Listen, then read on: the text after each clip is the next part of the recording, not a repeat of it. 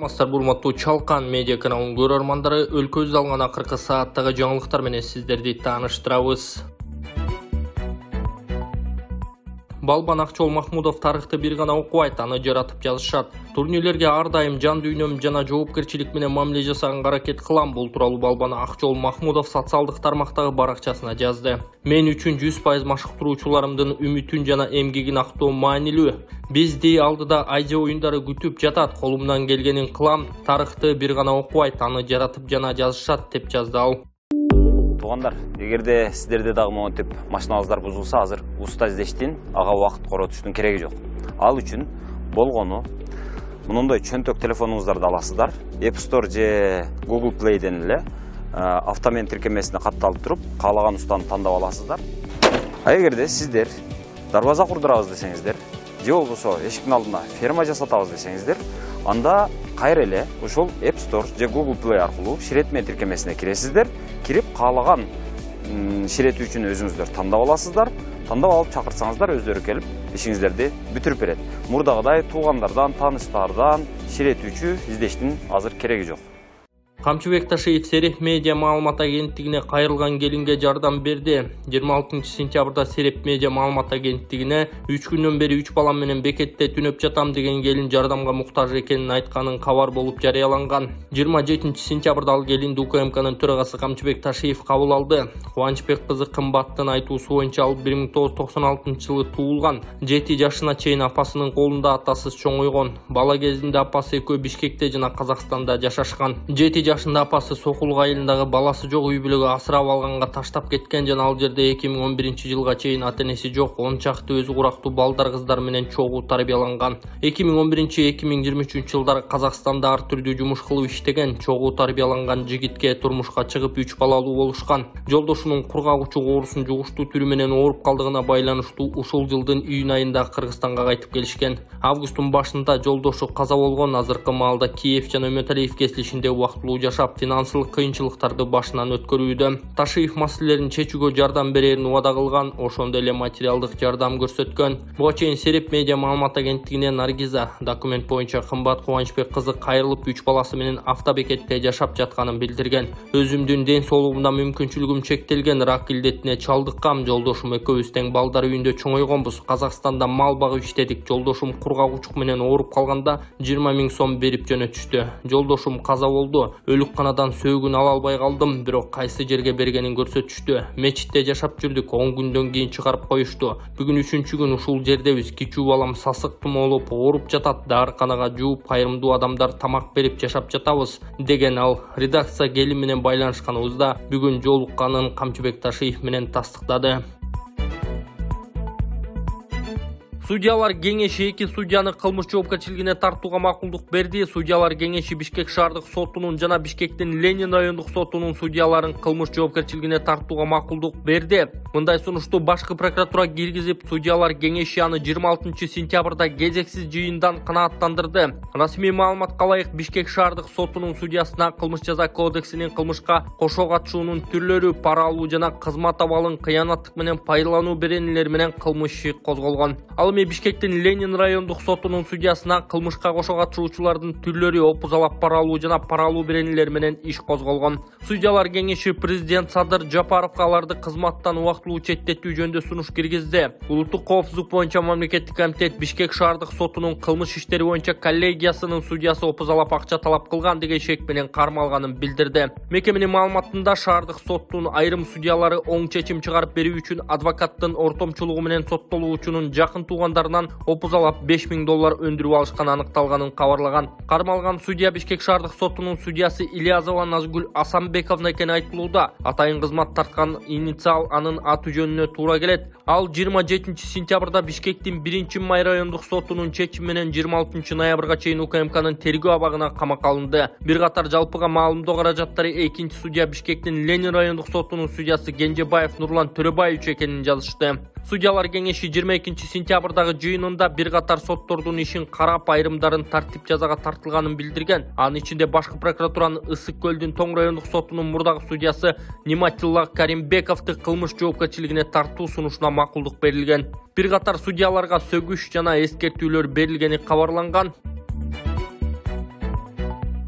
Пара алууга шектелген судья тергөө абагына киргизилди. Иштин чоо жайы. Обузалап акча талап кылуу жана пара алуу боюнча Бишкек шаардык сотунун кылмыш иштери боюнча коллегиясынын судьясы кармалганын УКМКдан кабарлашты. Маалыматта соттор тарабынан уюштурулган туруктуу коррупциялык схеманын иш жүзүндөгү фактысы аныкталганы. Бул кылмыштуу иштерге ишенимдүү адвокаттар тартылганы айтылган. Бишкек шаардык сотунун айрым судьялары жактоочунун ортомчусу аркылуу соттолуучунун туугандарынан $5000 өндүрүп алышкан. Сотко пара берүүнүн алдында жактоочунун жанында мурда даярдалган адалдоого алынган акча болуш керек болчу. Алар соттук коллегиясы кирген экинчи инстанциянын судьяларынын ортосунда бөлүштүрүлгөн. Бул кылмыштуу амалдын катышуучуларынын планы боюнча эгерде аларды укук коргоо органдары кармап алса, адвокат туруктуу ишенимдүү ортомчу катары акчаны көрсөткөн юридикалык кызмат үчүн гонорар катары алганын айтмак. Бул үчүн да алдын ала ойдон чыгарылган келишим түзүлүп даярдалган. Кармалган судья УКМКнын убактылуу тергөө абагына 26 ноябрга чейин киргизилди деп айтылган маалыматта. Ортомчу адвокат кылмыш жоопкерчилигине тартылганын УКМК билдире элек, бирок тартип коргоо органдарындагы маалымат булактары юрист бул иште күбө катары өтүп жатканын айтышты. Башка судьялардын бул боюнча кылмыш иштеринин далил базасын бекемдөө үчүн тиешелүү активдүү тергөө ыкчам иш-чаралары жүргүзүлүп жатканы дайым болду. УКМКдан анын жыйынтыгы боюнча кошумча маалымат берерин билдиришти. Ассаламу алейкум туугандар, кандайсыздар? Биз жаңы оюнду баштап турабыз. Баткен шаарынан туугандар, Кыргызстандан. Азыр мен сиздерге машиналардын баардыгын тааныштырып кетейин. Бул машинабыз туугандар, өзүңүздөр билесиздер, Nexia 1, свет ушундай золотой светте, объему 1.5, коробка механика, жылы 2006 жылгы өтө таза жакшы машина туугандар. Кийин главныйлардын бири бул Мерс туугандар. Мерс Лупарик легендарный машина, жылы 96. Коробка автомат бул туугандар. Жылы 96. Таза машина, бар жогу келишкен зор машина туугандар. Үчүнчү машинабыз бул дагы Мерс туугандар. Бул дагы Мерс, сиздерге болушунча окшош машиналарды издедик. Мунун дагы жылы 96, экөө бирдей. Бирок бул коробка механика, бирок таза, мунан калышпайт автоматтан. Сонун машина туугандар. Кийин акыркы машинабыз Nexia шериги, бул серебро свет. Бунун дагы жылы ошондой бирдей туугандар. 2006, 1.5 объемда коробка механика. Ушул биздин президенттүү туугандар. 4 машинадан тышкары 120 конвертте 2000 рубльден пулубуз бар туугандар. 120 конвертте 2000 рубльден пулубуз бар. Билет алыш үчүн жөп-жөнөкөй эле. Ушул экрандагы номерге акча жөнөтөсүздөр, ортодогу номер WhatsApp, Сбербанк кулланган Москвадагылар. Ушул номерге жөнөтөсүздөр, чекти биз сразу билет жазып беребиз. Кыргызстандан кантип билет алам дегендер, биз оң жака Мбанк номерди калтырып койдук, ушуга привязан болгон Айжаркына деп чыгат туугандар. Чекти сразу сиздер дагы ортодогу WhatsAppка жөнөтөсүздөр, билет тез эле барат. Анан сол жака биз карт калтырып коебуз, акчаны которуп, сиздер дагы ортодогу +7925 906 2704 кылсаңыздар туугандар, Сбербанк ушул WhatsApp полный чыгат, чекти жөнөтүп коесуздар. Болду, оюн билет тез эле барат туугандар. Оюн анан биз кафеде кылабыз туугандар.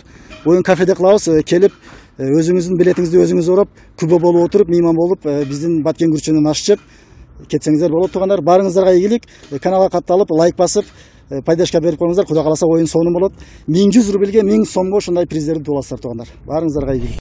Мадумаров боюнча комиссиянын курамы бүгүн да каралган жок. Жогорку кеңештеги Бүтүн Кыргызстан фракциясынын лидери Адахан Мадумаровдун кармалышынын мыйзамдуулугун териштирүү боюнча депутаттык комиссия маселеси парламенттин бүгүнкү 27 сентябрдагы жалпы отурумунда да чечилбей калды. Комиссия түзүү маселеси чечилгенин, анын курамын гана добушка коюу керектигин айткан депутат Гүлия Кожомкуловага жыйынды алып барып жаткан вице-спикер Нурланбек Азгалиев жооп берди. Бүгүнкү күн тартибине киргизе албайм, анткени фракциянын чечими жок. МКД фракциянын чечимин алып келсеңиздер, мен күн тартибине киргизип берейин деген Азгалиев. Депутат Кожомкулова вице-спикердин мындай позициясы туура эмес деген оюн айтты. Фракциянын чечими бар, регламенттин 80-беренесине ылайык сиз күн тартибине киргизишиңиз керек. Комиссия түзүү маселеси чечилген, анын курамы тууралуу маселени гана добушка коюу керек. Азгалиевдин сиздердин чечим ошол жыйын учурунда гана жарактуу болчу деген жообуна Кожокулова андай чектөө каерде жазылып турат, андай болбойт да төрага. Фракциянын чечими бир жыйынга гана жарактуу деген жок.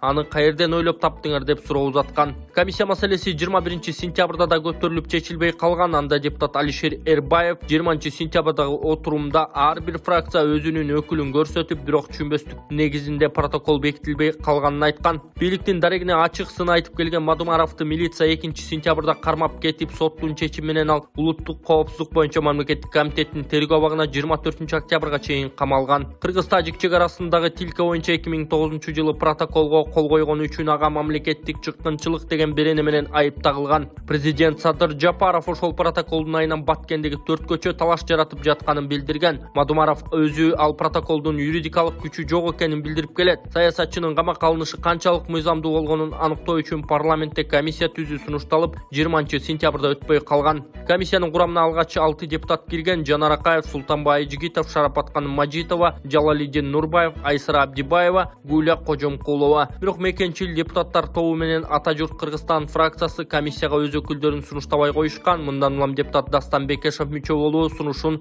айтып чыккандан кийин комиссия түзүү маселеси добушка коюлган. Натыйжада 40 депутат макул болуп, 11 каршы чыккандыктан Нурбек Сыдыгалиев комиссиянын курамы үчүн 7 киши, ал эми аны түзүү үчүн 46 добуш керек экенин айтып, кийинки маселени кароого өткөн. Мадумаровго козголгон иш тергелип бүткөнүн Азаттыкка 26-сентябрда анын адвокаты Майрамбек Жумабеков билдирген. Алтынбек Жумаев Кыргызстандын Малайзиядагы элчиси кызматынан бошотулду. Алтынбек Жумаев Кыргызстандын Малайзиядагы элчиси кызматынан бошотулганын президенттин маалымат кызматы кабарлады. Тиешелүү жарлыкка өлкө башчы Садыр Жапаров кол койгон, элчинин иштен кеткенин себеби көрсөтүлгөн эмес. Эсиңиздерге сала кетсек, Алтынбек Жумаев 2021-жылдын аягынан тарта президенттин маалымат кызматын жетектеп, өткөн жылдын августунда кеңешчи кызматына которулган. Декабрда башка ишке өткөндө байланыштуу бошотулган болчу 31-майда Малайзияга элчи болуп дайындалган.